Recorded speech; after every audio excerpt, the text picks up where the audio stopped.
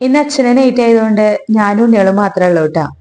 അപ്പോ ഇന്നെന്തോ മീൻകറി കഴിക്കാനൊരു പൂതി. മീൻകറി വെക്കലൊക്കെ നമ്മുടെ വീട്ടില് കുറവാ. കാരണം ഉണ്ണികളുടെ അച്ഛൻ കഴിക്കില്ല, ഞാനൊരാൾ മാത്രമേ കഴിക്കുള്ളൂ. അതുകൊണ്ട് മീൻകറി വെക്കാൻ എനിക്ക് വലിയ മടിയാണ് കേട്ടാ. കുറച്ച് അരിഞ്ഞ സവാളയും ഇഞ്ചിയും പച്ചമുളകും തക്കാളിയും രണ്ട് കൊടമ്പുളിയൊക്കെ ഇട്ടിട്ട് മല്ലിപ്പൊടി മുളക് പൊടി മഞ്ഞൾപ്പൊടിയൊക്കെ ചേർത്ത് നന്നായി കൂട്ടിത്തിരുമ്മി അതിലേക്ക് കുറച്ച് കറിവേപ്പിലേക്ക് ചേർത്ത് രണ്ടാം പാലും ചേർത്ത് കഴുകിയെടുത്ത മീന് നമുക്ക് ചേർത്ത് കൊടുക്കാം. ശീലാവ് മീനാണ് കേട്ടോ എനിക്ക് കിട്ടിയത്. പാകത്തിന് ഉപ്പും കൂടെ ചേർത്ത് അടച്ചു വെച്ച് കറി നമുക്ക് നന്നായി തിളപ്പിച്ചെടുക്കാം.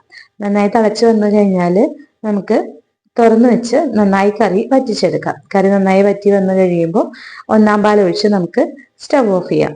കറി ഒന്നും കൂടെ നന്നായി ചുറ്റിച്ചെടുത്തതിന് ശേഷം അതിലേക്ക് ചുവന്നുള്ളി കറിവേപ്പില ചേർത്ത് നന്നായി വഴറ്റിയെടുത്ത് ഒരു നുള്ളു മുളക് പൊടി കൂടെ ചേർത്ത് കാച്ചി ഒഴിച്ചാൽ നമ്മുടെ മീൻകറി റെഡിയാണ് കേട്ടോ.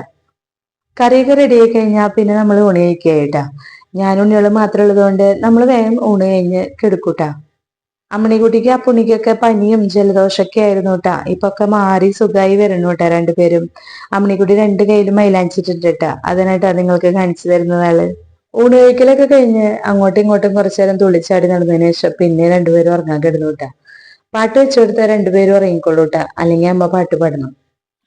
രാജാവായി തീരും നീ ഒരു കാലമോമനേ, മറക്കാനാവാത്ത